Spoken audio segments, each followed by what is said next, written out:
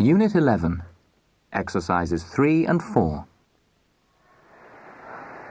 Good afternoon, sir.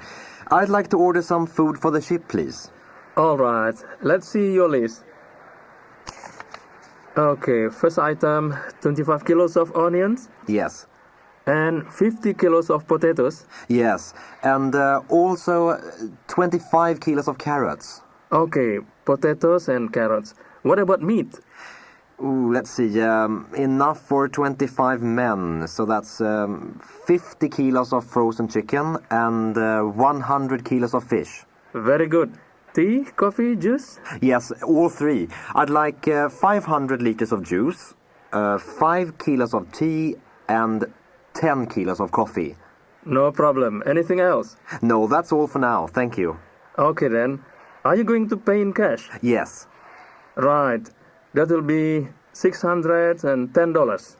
$610. Okay, thank you. Bye now. Goodbye. See you in a few weeks.